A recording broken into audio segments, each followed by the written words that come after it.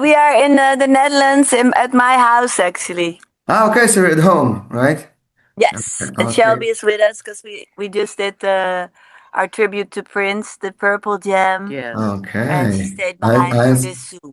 I have a couple of questions also about Prince. So, and you Yeah. are here. I think you are the best who can answer it. So, okay, but okay, I just start with a question about Prince. So, you work with incredible artists like Prince, Van Morrison, Marcel Parker, Dave Stewart, and many others. Which collaboration taught you the And most and she why?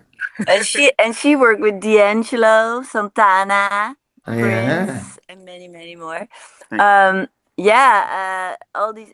Which one enjoy the most? Was that your question?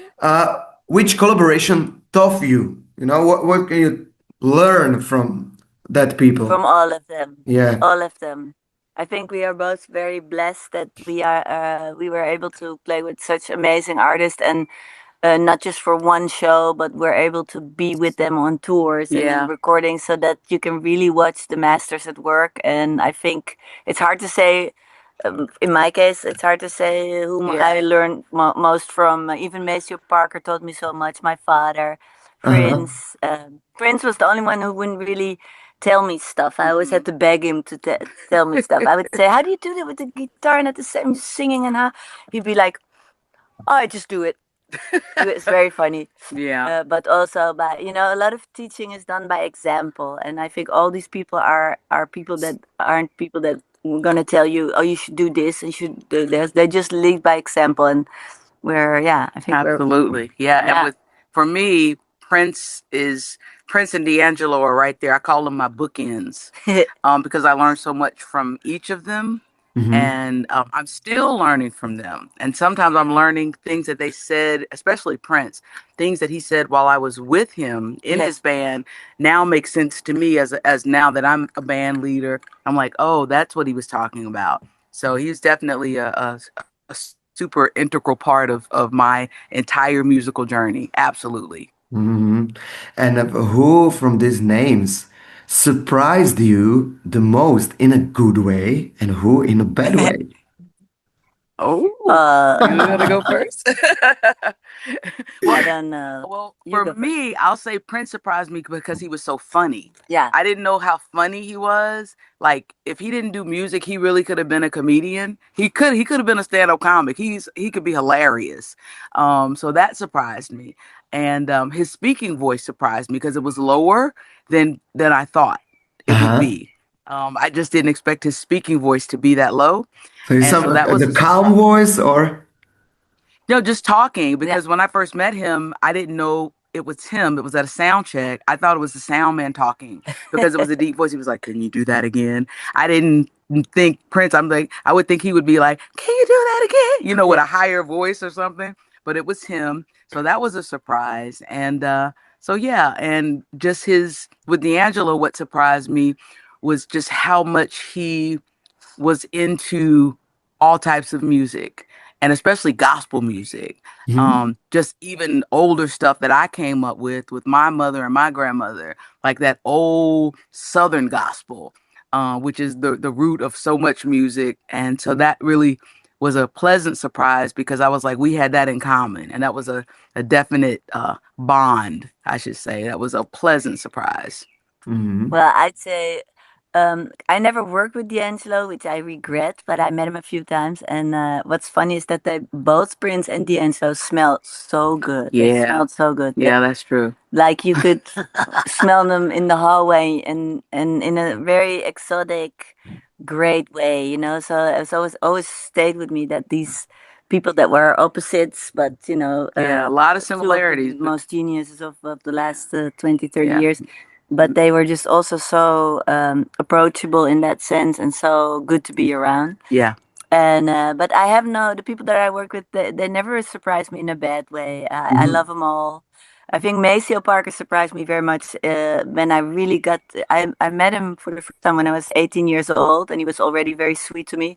But over the years, we grew to have a really, really close friendship, and many occasions where we toured together, or with Prince for many years, but also his band, my band, etc. And he has just surprised me to be one of the best people in the world, like in terms of Mhm. being good to his musicians, the people he grew up with. If we were with him in his hometown, for instance, if we would pass by his hometown, every restaurant we would go in, every truck stop, every cafe, he would go to the back and we wouldn't see him for a few minutes. And then he was always giving everybody money. Here, Oh, wow. take care of your Mhm. family. So Here, cool. get your. Mhm. I think in the town where he lived, aside from his whole family, he sent so many people to college. Mhm. So that's a nice surprise because when you get into the music business, people warn you about everything and they're right. But Maceo surprised me with his kindness. Dave Stewart with his goofiness and kindness. Prince with his absolute respect for women. Never anything weird or crazy or, Mhm. always so respectful of us and building us up as female musicians. So Van Morrison is an old grumpy guy, but I love him. I can deal with him. And he was always Okay, very, very sweet, but and yeah, and very correct with me, and very sweet and protective. So all these people are great. We only choose people we like, We only choose or they people, choose us. they choose us. We're very, very fortunate. Yeah, Very we are. fortunate. yeah, but sometimes it happens, if you have an idol and you met somebody who is really influence you and just the people is different, so Oh, I oh, know one. I know one, What? but so I it never sometimes got to play with happen. him. I have one. I was always very much in awe of Keith Jarrett, the famous jazz pianist. And I was maybe 14 years old with my mom on holiday in the south of France, and it was an open air jazz festival. Ooh. He was playing by himself, and I think he was playing here, and like all the way at the end of the stage, me and my mom were sitting there, super cute and pretty, and just sitting there and listening to the music. And wow, it's the great Keith Jarrett. And then he was playing in the way he plays, playing jazz, and he growls with it. So he Oh, plays, and suddenly, and the whole place was quiet. It was an arena, beautiful open air. Suddenly, he slams the piano, and he stands up and he says, "These two have to go." To me and my mom, and we were just sitting. I was used to music. I was a musician. I would yeah, never yeah. talk. We didn't say anything. We were just like, oh. So I said to myself, I'll never play with Keith Jarrett, but he never asked me. Wow. Okay, and after these years, do you still have a professional dreams? Do you have a dreams to collaborate with somebody Right. special? For example, for mainstream artists right now, I don't know if do you want to play with, for example, with Ed Sheeran, Dua Lipa, or the big mainstream name?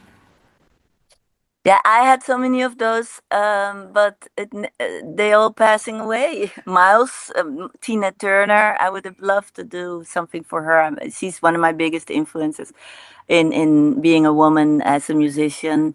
So, and D'Angelo, of course. I'm very jelly of her, Mm. but I got to meet him, and I know he knew me, so that's already a Yes, big honor. he did, and he knew where I was when I was with Candy. Uh, So, that was beautiful, yeah. for him to know that.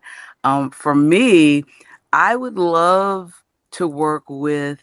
Wow, I'd love to work with Bruno Mars. Oh Yeah, wow. He's that would be good, both he's of us. amazing. I'd love to work with I Bruno think we would Mars. fit with I him. think we would fit. I think it would be freaking I think phenomenal. his show is not complete until he Yeah, has us. and I got All an those in. guys, he needs to got win. it. I got an in too Oh, with Bruno, okay, DJ okay, good. Rashida. She was in his last video, so Oh, you'll I see us soon. I got an in. And also, I would love to do something with Liz Wright. I Mm. love her voice. I love her tone. So yeah, I love real singers. I love people when they sing, the mic is on, as Prince will say, Yeah, and they care about their craft and they sound just like the record. When you go see them live, they sound just like the record. There's no auto tune. There's no we're singing over our lead vocal. They are, as Mama would say, flat-footed singers and musicians, and they just respect the craft so much.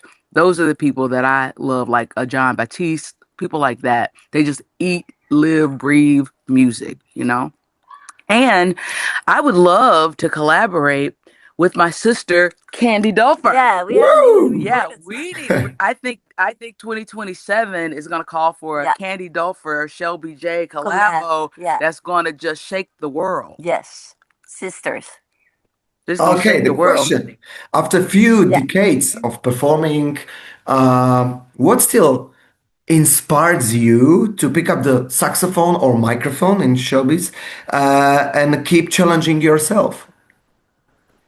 Well, I love live playing. I don't even have an explanation for it. I love, for me, it's a very safe way to communicate with people. I was an only child and very shy when I was young and very protected by my parents. And I found social interaction nice, but difficult also, you know, with kids at school and stuff. Uh, and I still find it sometimes, but with the saxophone in my hand, I get to really connect with people. But I have this safety shield before me, and Yeah. they come because they want to see me. They're not there because they are forced. It's all a very nice way of being with other people without being intimidated by them. And I hope they're not intimidated by me, because I always try to make sure that everybody. The biggest compliment is when people say, "I want to do what you do." That's what I want to achieve. That people think, "Ah, music is such a beautiful thing." I think a lot of people, young people, always think like, "Oh, I can't do that. It's too difficult, or it's a hard, tough world," and it is. But if I give people the idea to pick up a saxophone or a guitar or sing, that's actually always been a little bit my goal, and to bring them the music that I grew up with, which I think should not be lost, and it can be anything from the JBs to Charlie Parker, and I just try to package it in a way that people don't even know that they're listening to jazz or whatever or those influences, but they just like it and go like, I want to know a little bit more about the saxophone. Who can I else listen to aside from Candy? And that's been always been the goal, and that continues. That's every day, and I love being with a lot of people together and being the boss. Having a lot of fun, but getting to say when we are going, where we are going, Yeah. what we're eating. She's the boss, applesauce. Shelby, how she Sorry. is a good boss? She's a great boss. You can Ah. tell. And yeah, no, she's a great boss, and she inspires me to be a better band leader. And I really mean it. I've said that to people. Her attention to detail with her shows, the way that she sends the music, just how she's so involved with every part of it and making sure that things flow, how she puts together a show, how she puts together a set list, the flow of the set list. It's magic. And you can see that because we do it and you can feel that. And that's what I live for. I'm a people person. I'm a hugger. I like people. I love to touch people, hug people. And I love when I look out in the audience and we put together a show. She's got this killer set list and we do it and you can see the change that happens from when they come in, they're one way, and I can see it when it happens. And when they leave, they're another way. And they're leaving full. They're leaving full of like love and light and joy. And then they can take that out into the world. And that changes the world. That changes everywhere they go. Changes them at their job, it changes them at their school. And that's a good thing. You know, we're changing the world with music, you know, and that's a good thing. And especially now, we need that. Okay. Can you remember a concert where everything seemed to go wrong, but it somehow turned into one of your most memorable performance? Super Bowl. Oh yeah. It rained. And it had never rained at a Super Bowl ever. And we Yeah, we crazy. rehearsed and practiced and we had all this choreography and running and we had all this stuff and we woke up the morning of and it was a monsoon. It was much worse than it Mm. even looked on the video. It was really bad. And so yeah, it was like things after the show. We did the whole show. Prince was like, "Don't change anything." We're like, nothing. Mhm. Like the twins are spinning and the rain is blowing and I've got a hat on and I've gone on white and white is not your friend when it gets wet. Trust me when I tell you. I mean, it's very revealing. And so I was praying that, you know, nothing would be crazy with me having on white. Everybody, my whole family's watching this show, my father, you know, and at the end of the show, all the equipment shorted out. A lot of people don't know this. All Yeah, the I'm like, equipment shorted out after the show. And so we were able to pull off what they didn't think could be done. And we did it. And Prince was like, "Can you make it rain harder?" Because, you know, that's just the kind of guy he is. So, yeah, that's memorable. And it was the number one, still to this day, voted the #1 Super Bowl halftime show of all time. Wow. And we did it in a monsoon. How big was the audience? How many people were there? Super Bowl? Super Bowl. There were about 100,000 people there. Yeah, and then it was the most watched. It was 49 million. It was amazing worldwide. Did you feel okay instead of a lot of people? Yeah, I felt really great. First Millions of all, of TV, I love football. People in front of the TV, thousands of people in front of your stage. So, wow. Yeah, I just didn't want to slip in the rain. I was more concerned about falling and embarrassing myself in the rain and like slipping off the stage or something, or like running into Prince and, knocking him off the stage in the rain. Those are the thoughts that were in my head. But I was really I couldn't believe I was there. And I was really full of so much gratitude because I had only known him literally like 29 days of my life before we did that. Like I met him on New Year's Eve, and then we did the Super Bowl on February 4th. So that was a really quick turnover to go from that to now we're doing the Super Bowl. So I was just happy to be there and still kind of pinching myself that I was there. So, yeah. Okay. Is there... Yeah, tell me. Yeah, go ahead. No, I don't have to go to the next. You can go to the okay. next. So is there a song you played hundreds of times and you still really enjoy performing? I have, of course, my biggest hit is Lily Was Here. And I have gone full circle. When I played it the first time, it was right away recorded. It was in one take. Wow. And right after I played it, I didn't feel comfortable about it. It was out of my comfort zone. It felt very white and poppy.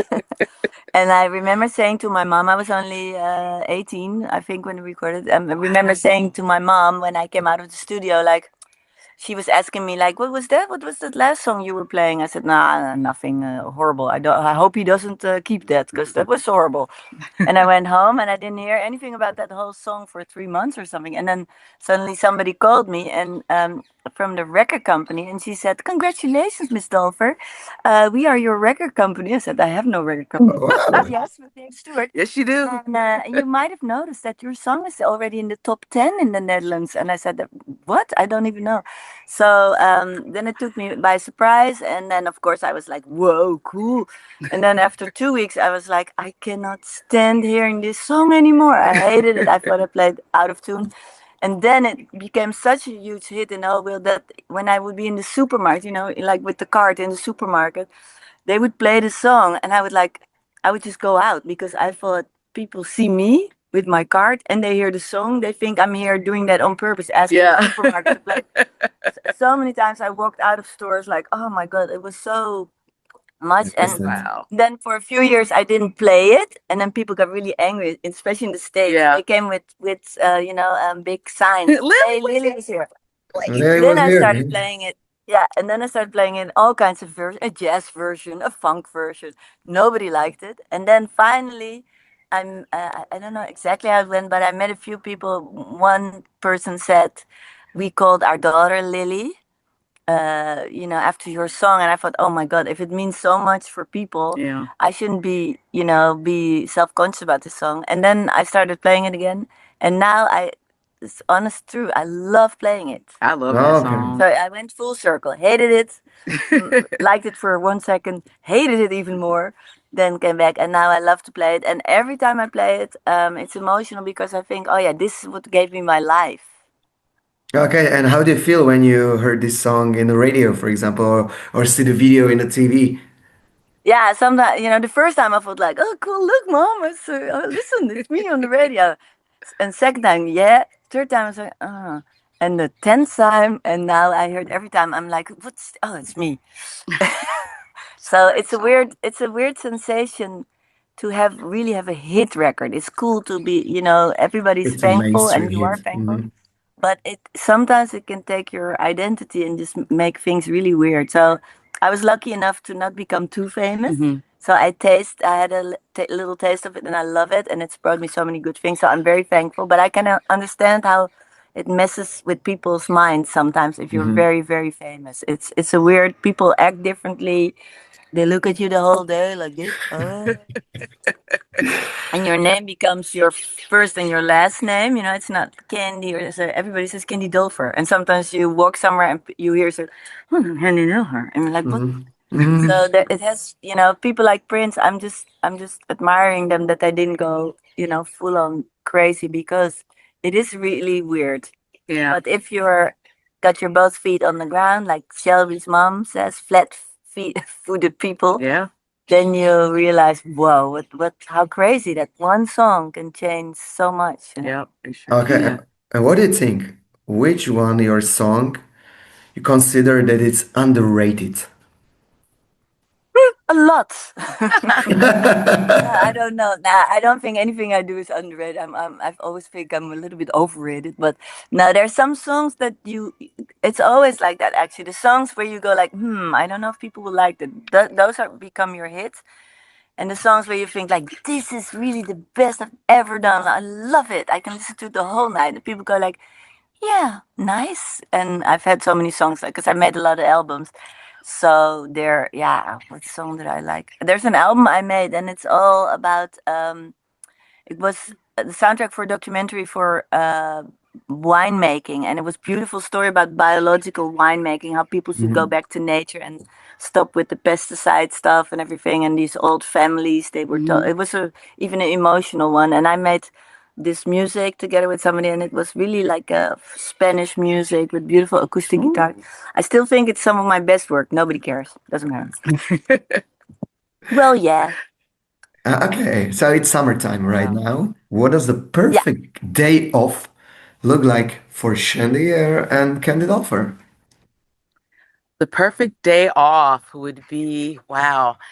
During the summer, especially. During the summer, especially. Sunshine, rolling in the grass, lots of flowers, good food, good wine. Wow, just taking in nature, walking barefoot in the grass, in the dirt. I love working in my garden, listening to good music while I'm out there doing it. She jumped in an ice cold river in Switzerland once when we were on tour. She swam in it all day. I did. It was fun. That was summertime. Yeah, so but it was cold. yeah, but just, anything where I can be around nature is it for the summertime. I mean, that's just number one. And have a nice glass of wine while I do it. I can tell me. I'm just going driving, so I need to wait 2 hours because I'm going to the music festival tonight. Oh, nice. So we're going to see the Gorillaz show.